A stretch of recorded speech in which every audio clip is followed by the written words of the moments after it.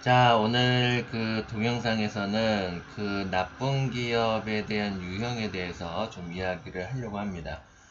주식 투자를 하시면서 이렇게 인지하지 않으면, 의식하지 못하면 모르고 넘어가는 문제지만, 인지하고 의식하게 되면은 흔하게 볼 수 있는 기업들이거든요. 그래서 그거에 대해서 좀 이야기를 하려고 합니다. 자, 첫 번째는 성간주의 의무 위반입니다. 이 용어는 주식시장에서 많이 듣지 못하는 얘기들이거든요. 그리고 실상에서도 적용이 되지는 않아요. 왜냐면 추상적인 기준을 좀 가지고 있기 때문입니다. 그렇지만 이것도 엄연히 얘기하면 법적인 책임이 기속될 수 있는 내용들이거든요. 그게 바로 이제 성간주의 의무 위반이라는 건데요. 성간주의 의무 위반이라는 게 뭐냐 그러면은 사전적인 용어로는 선량한 관리자의 주의 의무를 약칭한 것이다라고 얘기를 해요. 그러니까 말 그대로 경영자는 관리자잖아요. 관리자로서 지켜야 할 도리를 얘기를 하는 겁니다. 그럼 우리가 실상에서 흔하게 경험하고 있는 것 중에 하나가 뭐냐면은요. 제가 그 기업 분석을 하다 보면 어처구니 없는 기업들을 많이 봅니다. 어처구니 없는 기업들을 많이 보는데요. 그 중에 하나가 뭐냐면 바로 이제 투자 실패입니다. 대표적인 예가 투자 실패가 이제 예가 되는데요. 예를 들어 가지고 자산이 5천억인 회사가 있어요. 그런데 고의적이든 타의적이든 간에 경영자가 분위기에 휩쓸려서 인생은 한 방이다. 이런 사고방식 있잖아요. 그래서 누가 봐도 예를 들어서 10명이 100명이 봤을 때에 거의 90명 이상이 이것은 명백한 실패의 그 아이템이다 라고 하고 곳곳에서도 실패할 수 있는 객관적인 근거들이 엄청나게 많은데도 불구하고 무리한 사업 투자 집행을 하는 경우를 보게 됩니다. 이런 일이 흔해요. 우리가 이게 인지를 안 해서 그렇지 많이 벌어집니다. 근데 이런 경우는 대부분 횡령배임하고 연결이 돼요. 그래서 횡령배임한 기업들은 이런 이제 기업들이 되는 거죠. 그래서 이거는 이제 애초부터 목적의식을 가진 그런 행위의 하나의 과정일 수 있다라고 보는 것이기 때문에 여러분들이 투자할 때요. 기업이 예를 들어 5천억 있는 회사가 2, 300억 투자하는 거야. 그런다고 치지만 좀 과도한 어떤 행위들을 하고 그것이 상당히 객관적으로도 이해가 되지 않는다라고 한다면 그것은 진짜 이상한 기업이다 라고 보시면 될 겁니다. 그런데 이제 자산의 상당 부분을 차지하면 공시를 하기도 하는데요. 그 한 번에 그렇게 하진 않죠. 조금씩 조금씩 밑빠진 독에 계속 물붓기식으로 장기전으로 들어갑니다. 해먹으려고 하는 의도가 있다 하더라도. 그래서 이제 과거 자료들을 다 뒤져야 되는데 우리가 이제 기업 분석을 할 때 이제 예를 들어 가지고 고액 투자자거나 또는 이렇게 고액의 어떤 그 비용을 지불하면 싹 뒤져보죠. 그러나 그게 현실적으로 쉽지가 않습니다. 다 뒤져보려면 많은 집중력과 많은 인력과 많은 데이터들이 필요로 하잖아요. 그게 엄청난 비용이거든요. 그래서 과거 자료들을 잘 보질 않아요.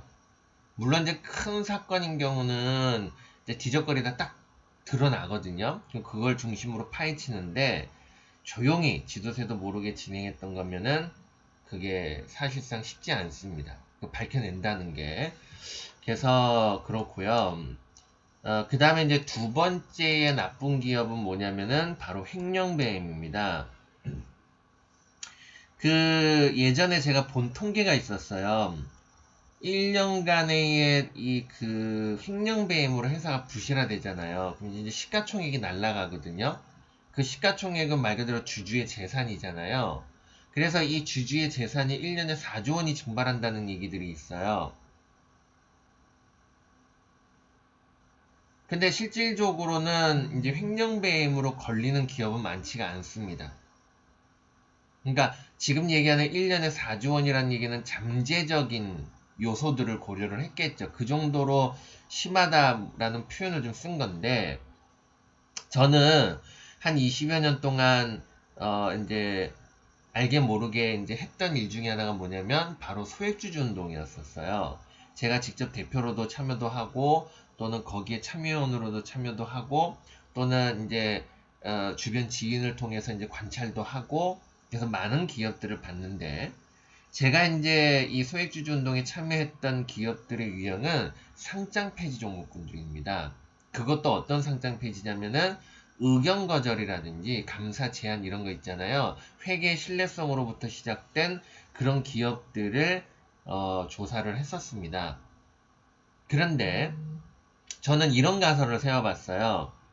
그런 기업들은 횡령배임을 했다라는 가설을 세워본 겁니다. 그래서 소액주주 운동할 때에 회계장부 열람을 비롯한 이제 이런 어떤 이제 추궁적 과정들을 거치잖아요. 그래서 상당한 우구심과 이제 이런 기업들을 정말 많이 봤고, 그리고 이런 기업들이 끝끝내는 횡령배임으로 나중에 뒷덜미가 잡히는 경우도 많이 봤어요. 근데 횡령배임을 잡아내는 데는 힘듭니다. 내부 고발자가 없는 이상은 쉽지가 않아요. 그래서 제가 지금까지 횡령배임으로 그 구속되고 뭐 이렇게 하는 그런 경영자들은 적지 않게 내부 고발에 의해서 그렇게 된 걸로 알고 있고요. 자체적으로 주주들이나 이렇게 외부에서 횡령배임 건을 잡아서 기소를 하거나 하는 그런 과정들은 아직 경험하지 못했습니다. 이 얘기는 무슨 얘기냐면 적지 않을 거예요. 그죠? 이런 기업들이 적지 않을 건데요. 예를 들어서 이런 것들도 횡령배임이에요. 뭐냐면 우리 지금은 어떤지 모르겠지만 저 때도 20년 전에 직장 생활할 때도 왜 공장 같은 데서 보면은 이제 제조를 하고 나서 남는 짜투리 고물들이 있습니다. 고물들이 있는데 고물 중에는 단가가 높은 것들도 있어요. 뭐 굴이라든지 옛날에는 동 같은 거 있잖아요. 청동, 황동 이런 것들이 꽤나 가격이 나갔습니다. 무게도 많이 나가고. 그래서 그런 짜투리들을 모아서 팔면은 막 돈 1,000만 원씩 막 억 단위로 막 큰 회사들은 억 단위로 쏟아져요. 고물 비용이. 그러니까 고물을 팔면은 돈을 받잖아요. 그거를 공장장이 꿀꺽하기도 하고 직원들하고 회식하기도 하거든. 근데 이제 경영자 입장에서는 이제 그래도 뭐 전체 자산의 일부고 그러니까 이제 무시하고 뭐 뭐랄까 이제 그걸로 가지고 회식하고 그러면은 이제 회사의 어떤 이 직원들의 전투력이 어떤 뭐 상승해서 경영에 어떤 이로움이 있을까 하는 부분인 거죠. 그래서 이제 시시하고 하는 부분이지만 이게 1년, 10년, 100년이면은 엄청난 규모거든요. 그래서 이런 거를 자기 뒷주머니에 차거나 또는 직원들끼리 나눠 먹는 것도 사실상 횡령배임입니다. 그거 엄연히 얘기를 하면. 그런데 이제 주주 입장에서도 어쨌든 이 직원들이 열심히 일을 해서 이익을 많이 내고 그런 부분 때문에 이제 무시하고 하는 부분이잖아요. 그죠? 그런 것들도 횡령배임이고, 회사에 커피 같은 거 직원들 먹으라고 놔둔 거 막 집에 갖고 가서 먹는다든지, 이런 것들도 엄연히 얘기하면 횡령배임이에요. 처음에는 규모가 작지만 이게 점점 커지거든. 그죠? 경품 행사를 하는데, 고객들한테 경품을 주지 않고, 그거를 빼돌리는 경우도 허다하게 많이 봤고요. 그렇습니다. 그래서 회사에다가는 처리한 것으로 떨구고, 그래서 옛날에는 횡령배임을 경영자들만 했는데 요즘에는 노동자들도 적지 않게 해요. 그래서 전반적으로 다 이제 따져봐야 되는 부분이지만 규모의 문제로 놓고 보면은 적지 않습니다. 근데 이제 짜투리 같은 건 이제 소액 같은 거는 이제 좀 무시하죠. 무시하지만 이제 큰 덩어리. 근데 이 큰 덩어리조차도 적지 않다고 보는 게 제 시선입니다. 근데 이제 그래도 기업이 이익이 나면 그래도 좀 무시하는 거죠. 그죠? 그래서 일일이 이게 진짜 10원짜리 갖고도 따지면 답 안 나옵니다. 안 나오지만 큰 덩어리, 큰 숫자의 움직임들 이런 걸 봐야 되는데 이게 매년 누적대에다가 빵 터지는 경우가 있거든요. 그게 이제 조금 문제거리이긴 한데 하여튼 이 부분도 적지 않습니다. 그래서 이것도 좀 판단해야 돼서 회계상으로 숫자가 이상하게 돌아가는 흔적들이 나타난다면 조금은 색안경 끼고 보는 부분도 필요로 할 수는 있겠죠. 그래서 요것도 이제 흔하게 벌어지는 사건 중에 하나입니다. 근데 우리가 이제 우리 투자자들이 질문을 많이 해요. 횡령배임하면은 회사가 상폐됩니까? 안 됩니까? 라는 질문들을 많이 하는데, 과거에는 횡령배임하면 상폐였습니다. 수십 년 전에는. 그런데 좀 그렇잖아요. 주주 책임도 아니고. 그래서 횡령배임을 하되 기업의 지속 경영에 심각한 문제를 주는 횡령배임은 상폐입니다. 그런데 지속 경영에 문제 없는 뭐 몇십억 해먹고 그런 것들은 상장 폐지의 대상은 되지 않는 걸로 그렇게 지금 되고 있고요. 그 대신 이제 그 횡령배임을 하면 경영자 고발하고 뭐 이런 것들은 필요로 하겠죠.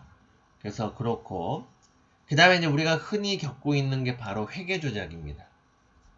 이거는 아주 뭐 일반화되어 있다고 봐야 되고, 우리가 그 바이오주들에서도 이런 사건들이 지금 난리가 났었잖아요. 그래서 이거는 거의 뭐 일상화되다시피 했을 정도가 아닐까 싶어요. 우리가 2009년도 이전에는요, 자본 잠식형 상폐가 압도적으로 비율이 높았다가요, 2009년도부터는 의견 거절형 기업들이 엄청나게 늘어납니다. 비율이요. 왜 그러냐 그러면은 그 이전에 지금하고 비교를 해보면 이전에 기업 공시부터 시작해서 그런 것들이 까다로웠어요. 물론 그때도 부족하다고 했거든요. 제가 볼 때는 그때도 상당히 부족한데, 그런데 그거마저도 그 난리를 친 겁니다. 경영자들이. 그러니까 까다롭다 보니까는 이제 기업이라는 것은 영업활동을 해서 돈 벌어야 되는데 기업 보고하다가 그냥 하루가 다 간다. 그래서 불편한 어떤 이런 부분 때문에 친기업 정책이니 어쩌니 그러면서 이제 규제가 막 풀리기를 시작을 했어요. 그런데다가 경영 비밀이니 어쩌니 이러면서 막 이제 보고도 안 하고 뭐 이제 이랬었었는데, 어쨌든 그때부터 이제 기업들이 하나씩을 이제 숨기기 시작하고, 그 공시가 있으면 이제 비교를 하잖아요. 그죠? 비교도 안 되고. 그래서 이러다가 갑자기 어떤 일이 벌어지냐면, 몇 년 전에도 있었던 일이에요. 5천억대 회사가 자기 자본이 5천억이에요. 빚을 빼고 순 자산이 5천억이고 500억씩의 이익을 내고 5%대의 배당을 하던 기업이었어요. 그랬는데 불과 3개월 전까지는 흑자였는데 딱 3개월 되는 그 보고서 발행 시점 있잖아요. 그때의 적자가 5천억이 납니다.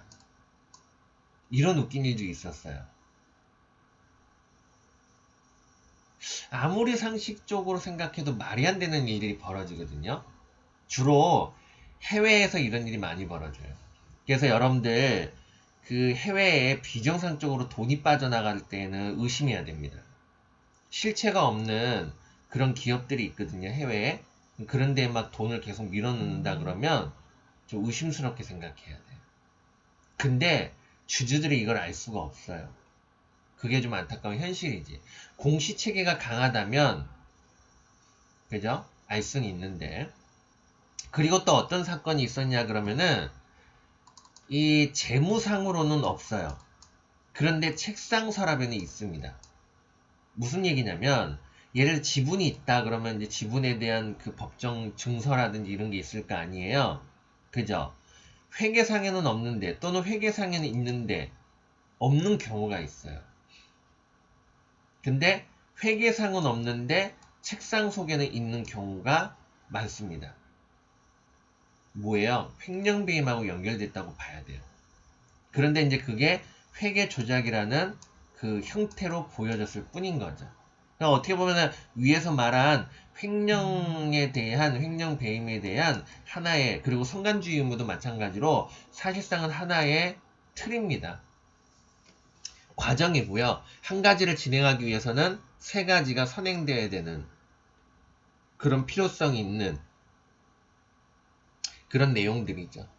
그지만 이제 독립적으로 얘기를 하면 이렇다라고 볼 수 있습니다. 근데 이제 우리는 회계감사제도를 취하고 있잖아요. 그 회계감사 비용도 작은 기업들은 수천만 원이고 큰 기업은 수억 원의 그 회계감사 비용을 냅니다. 근데 이제 이렇게 상장 폐지되면 기업들은 우린 잘못이 없다. 회계사들이 잘못했다. 이렇게 얘기를 해요. 도둑놈이 도둑놈이라고 얘기하지는 않죠. 그렇지 않습니까? 왜냐면 회계사는 그 법적으로 이렇게 짜여진 그 틀에 의해서 가는 거니까. 그죠? 그 국제 규약이라는 게 있잖아요. 그래요. 그래서 주주들이 참 답답해요. 알면서도 경영자들이 그러면 모든 책임을 회계사한테 떠넘기는 경향들이 있어요. 그래서 소액주주 운동하면요, 주주들끼리 분열이 일어나요. 한쪽은 경영자가 문제다, 한쪽은 회계사가 문제다. 고의적으로 그런 경우도 있지만 하여튼 간에 그래서 이런 일들이 허다하게 발견이 되는데, 근데 사실상 주주들이 이걸 피할 방법이 없어요. 작정하고 등치겠다는데 그거 무슨 수로 피할 겁니까? 그죠? 그렇기 때문에 이걸 피할 수 있는 방법은 규제가 강화되는 것밖에 없어요. 강화돼도 답은 없어요. 하지만 강화되게 되면 그만큼 이렇게 당할 위험성이 줄어드는 것은 분명합니다. 그건 통계상으로도 확인됐던 부분들이니까. 그래서 이제 그렇게 하고, 그래서 이 부분은 여러분들이 분산 투자할 수밖에 없어요. 아무리 좋은 기업이라 할지라도요, 사람 하는 일은 믿을 수가 없거든요. 그렇지 않습니까? 그렇기 때문에 분산 투자가 목숨과 같이 해야 된다. 이런 거는 좀 여러분들이 반드시 명심을 해야 됩니다. 그 다음에 이제 공시에 대한 성실성 여부인데요. 우리가 이제 그 기업 보고서를 이제 제출을 하지만 과거에 비해서 공시 체계도 완화됐고 십수년, 수십 년 전과 비교해 보면 완화됐고, 그런데다가 기업들마다 보고하는 틀은 비슷하지만 그 세부적인 디테일에 대한 부분에 대해서는 성실하지 않습니다. 경영 비밀이라는 어떤 이름 아래에 그런 이제 축소적인 보고를 하는데요. 근데 재밌는 게 동종업계예요. 경쟁업체인데 누구는 보고를 하고 누구는 보고를 안 했어. 그러면 그거는 경영 비밀입니까? 그죠? 주주들을 기만하는 행위일 수 있죠. 근데 그러면 나는 그 뭐랄까요, 이렇게 성실한 기업을 찾으면 된다라고 생각하시죠? 이것도 제가 추적한 바에 의하면 기업들이 그 항상 성실하지 않아요. 그래서 착한 놈 찾다가는 세월만 간다, 이런 겁니다. 그래서 그 노하우는 뭐냐면 이런 경우가 있어요. 기업들이 실적이 좋으면 뭐 크게 따질 필요 없잖아요. 그죠? 근데 실적이 안 좋아진다라고 하면 적어도 왜 안 좋아지는지를 알아야 나중에 좋아질지 안 좋아질지를 알 수가 있잖아요. 그죠? 그래서 분석을 할 때 왜 안 좋아졌는지가 확인이 가능한 기업이 있고 그렇지 않은 기업들이 있어요. 특히 이제 주식 투자할 때는 턴어라운드 종목군들을 해야 돈을 많이 벌거든요. 테마주를 하거나, 근데 테마주는 또 더 위험하잖아요. 그래서 이제 턴어라운드 주들을 하는데 실적의 부진에 대해서 이유가 명확한 게 확인이 되는 기업이 있고 그렇지 않은 기업들이 있습니다. 그래서 안 좋아지기 시작하거나 또는 내가 안 좋아졌는데 좋아지는 방향으로 매매를 할 경우에는 이것이 확인이 되는지, 물론 이것도 짬밥 문제잖아요. 실력 문제거든요, 사실상은. 그러니까 나는 아무것도 모르는데 내 기준에서 확인 안 된다고 안 되는 기업이다 이렇게 규정할 수는 없는 거죠. 물론 자기 만족은 해야 되니까 내가 실력이 없으면 어차피 못할 거야, 그러면. 그죠? 그래서 그런 부분은 좀 이제 판단이 필요한 부분일 수는 있지만, 어쨌든 간에 내가 실력이 없어도 이해가 안 되면 이해가 안 되는 거야, 그거는. 맞잖아요. 그래서 그것이 확인이 되는 그런 기업들을 판단을 하셔야 됩니다. 그런데 가뜩이나 축소를 해요. 자꾸 과거에 비해서 축소를 하는 기업이 실적까지 부진해지는데 그것조차도 왜 그렇게 됐는지 이해가 되지 않는 경우, 이런 경우는 이제 우리가 그것이 해소될 때까지 주의가 필요한 부분이 있습니다. 그래서 요거를 이제 보시고, 그 다음에 노동자의 이기주의. 근데 이런 표현을 쓰면은 노동자들이 이제 화를 낼 거예요. 그죠? 근데 한국 사람 말은 끝까지 들어보라고 얘기를 했고, 그죠? 저도 이 지금 그 근로자 생활을 한 십몇 년 했습니다. 거의 20년 가까이 했고요. 그 많은 기업을 다녀봤습니다. 뭐 파견직부터 시작해서 또 제 성향적 문제 때문에 제가 그 좀 옳고 그른 게 조금 명확한 부분이 있어요. 그래서 왜 기업에 이렇게 활동하다 보면 조금은 그시기한 그런 일들도 해야 되고 그러잖아요. 그거를 조금 못 견디는 편이에요. 그래서 그만두고 그래가지고 군대에서도 그랬고 좀 그랬습니다. 그래서 그러다 보니까 많은 기업들을 다니게 되는데 그 20년 전에도 어떤 문제들이 있었냐 그러면 제가 이제 회사를 많이 그만둔 이유가 이제 많은 이유가 있는데 그 중에 하나가 뭐냐면은 회사가 예를 들어서 하루면은 일할 거 가지고 일주일 내내 붙어서 해요. 심지어는 야근까지 해요. 왜 그러냐 그러면은 그거를 일찍 끝내면은 경영자가 일을 더 시키거든. 그런데 그에 따르는 대가를 주질 않는 거야. 그죠? 그러니까 무슨 얘기냐면은 야근을 해야 월급이 올라가잖아요. 그죠? 그런데 만약에 일을 정시에 계속 이제 했다고 쳐. 그러면서 많은 일을 했다고 쳐요. 그럼 난 그래도 기본급밖에 못 받잖아. 그러니까는 관리자들이 일부러 야근을 한다든지 그런 회사들을 정말 많이 봤어요. 그런 회사는 결국엔 망해요. 이, 제가 직장 다닐 때 들었던 말이 있어요. 어떤 말이냐면은, 직원이 5명일 때는 고도 성장을 하는데, 5명이 넘어가면 기둥뿌리가 흔들린다. 왜 그러냐면, 관리 체계가 무너지기 시작하는 구간이 5명이 넘어갈 때. 물론 그 5명 기준은 딱 정확한 건 아니고, 말이 그렇단 얘기예요.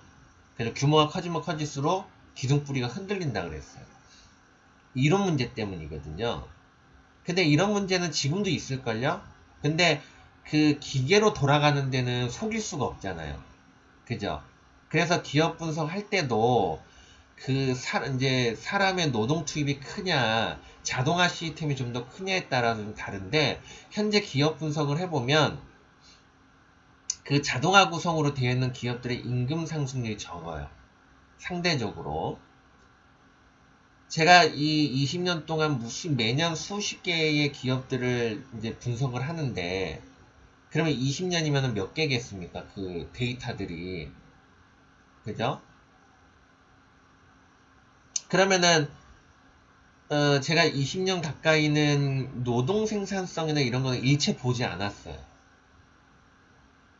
그것 때문에 적자봤다는 케이스도 제 머릿속 기억에는 없어요.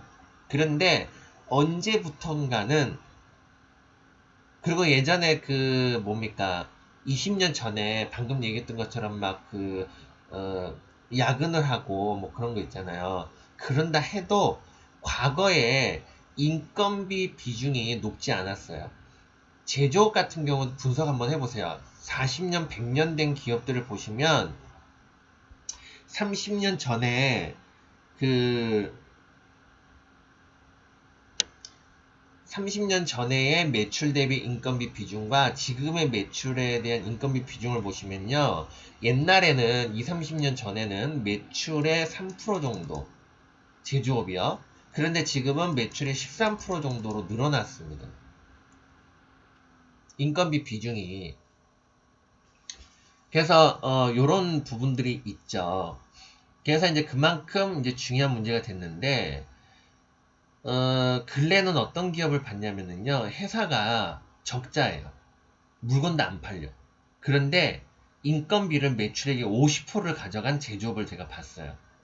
물론 매출액이 떨어지니까 이제 이게 올라가는 측면들이 있지만, 그래서 이 회사가 무려 한 10년간 동안 부진했는데 10년간 동안 높은 임금을 가져가니까 어떻게 돼? 자기 자본이 그냥 없어져 버린 거예요. 그래가지고 망한 케이스를 봤습니다. 이것도 중견기업이거든요. 그래서 이제 이런 일들도 봤고, 근데 전 그런 생각이 들어요. 회사가 좋을 때는 노동자들이 좀 더 달라고 투쟁 부릴 수도 있다고 봐요. 그래서 인건비 올려줬으면 어려울 때는 인건비를 어떻게 완화시켜야 회사가 살아남아야 어쨌든 본인의 미래도 있는 거잖아요. 그런데 그 어떤 기업이라고 얘기하진 않겠지만은 회사가 이게 영업이 안 돼가지고 일거리가 줄어들었어. 그래서 경영자가 왜 그러냐면 이제 노동자를 자르면 또 난리 칠 거 아닙니까? 월급도 깎으면 난리 칠 거 아니에요. 그래가지고 순환 형태로 근무를 짜자. 그래서 일부는 한 열을 쉬고 이렇게 하자. 물론 이제 그러면 이제 일당이 좀 줄어들 수는 있겠지. 그래도 일당 자체를 깎은 건 아니니까. 그래서 순환 근무제를 도입하자 그랬더니 싫다고. 그래서 전부 나가고 근무를 해버린 거예요. 회사가 물건이 안 팔리는데. 제 상식으로는 이해가 안 되거든요. 그렇지 않습니까? 그래요. 이런 지금 실태에 지금 와 있는 겁니다. 물론 노동자들만 뭐라고 할 문제는 아니에요. 왜냐면 이런 일이 생긴 것은 경영자 간의 불신 때문인 거죠. 그죠? 그래서 옛날에는 노동자들이 약자였어요. 지금도 모든 기업이 이렇지 않아요. 그죠? 일부의 기업일 겁니다. 지금도 노사관계가 좋은 회사들도 제법 있어요. 있는데 과거에 비해서 늘어났다는 얘기지. 그죠? 그래서 좋은 기업들도 있어요. 있는데 그렇지 않은 기업들도 제법 있기 때문에 이런 부분들을 분석을 하는 시대가 왔어요. 그래서 저는 전수조사는 못하고 이제 이익이 좀 흔들리는 기업들은 이걸 체크를 해요. 그 정도로. 그 체크하다 보면 문제점들이 발견이 됩니다. 이거 좀 상식적으로 이해가 안 되는데 이런 일들이 벌어지죠. 그래서 그렇다라는 거. 요거를 좀 여러분들 판단을 좀 해야 됩니다. 일명 말하는 노동 생산성 뭐 이런 부분들에서 체크를 해야 되는 그런 시대가 와버렸고요. 그 다음에 이제 배당을 안 주는 기업. 그 일명 말하는 호구라고 이야기하죠. 우리나라가 경제 11대국이라고 그러잖아요. 경제 대국입니다, 우리나라가. 그런데 배당은 경제 제일 하위권이에요. 중국만치도 못해요.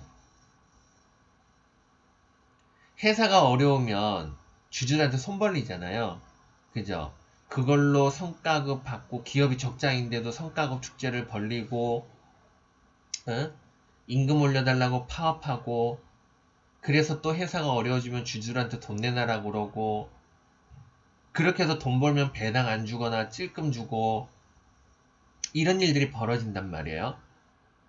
근데 제가 이제 이 투자 일을 자문을 이제 일을 하다 보니까 주변의 후배들이나 또는 아는 분들이 이제 그 투자자 모색을 해달라는 얘기를 많이 해요. 그럼 저는 0%조차도 안 해줍니다. 왠지 아세요? 쓰레기 돼버리거든요. 왜 쓰레기 되느냐? 우리나라 문화가 그래요. 그리고 실질적으로 그런 일을 많이 경험해요, 제가요. 어떤 일을? 이익 나면 주주들한테 보상을 안 해줘요. 이런 일들 엄청나게 많이 봅니다. 그나마 주식시장에 상장된 기업은 보는 눈이 많거든요. 그죠?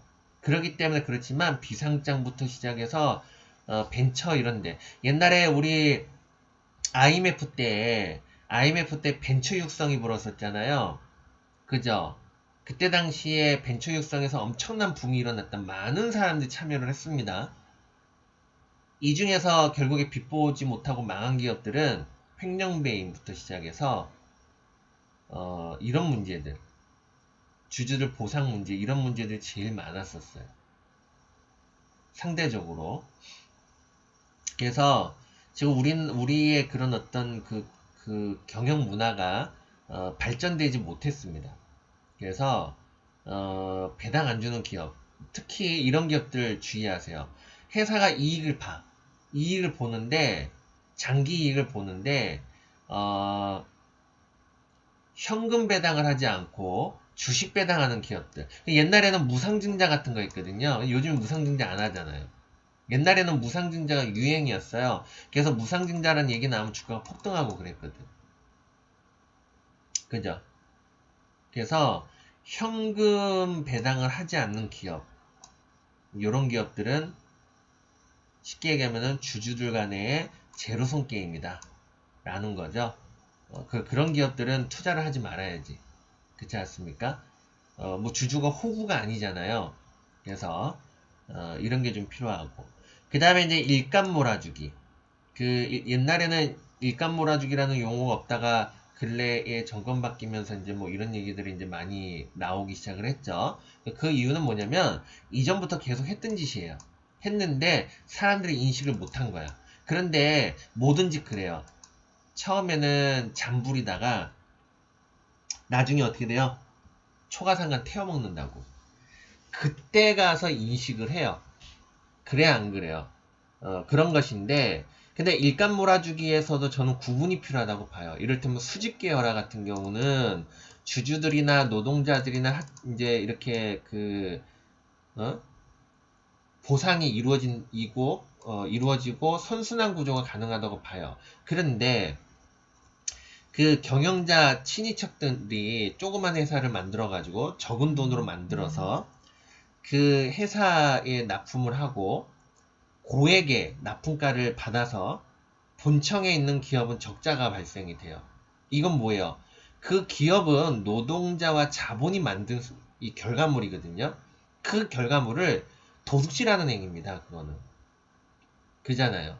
이런 기업들이 있어요. 근데 이게 이미 우리가 그런 게 있어요. 나쁜 짓인지 알지만 그걸 계속 하게 되면 나쁜 짓인지 몰라요. 아시겠습니까? 무당횡단이 나쁜 짓인 거 알지만 우린 나쁘다고 생각하지 않거든. 그죠? 왜? 남한테 피해 안 주니까. 그런데 간혹 가다가 무당횡단이 운전자의 오류를 범하게 만들잖아요. 갑자기 확 튀어나온다든지. 그죠? 그래서 많은 이제 피해를 주지. 근데 통상적으로 무당횡단은 가장 안전할 때 하니까, 그렇게 아주 적은 규모에서 접촉사고가 나왔는데, 그런 건 사람들이 인식을 못 한단 말이에요. 흔하면 인식을 하는데. 그래서 이제 이게 만성화됐어요.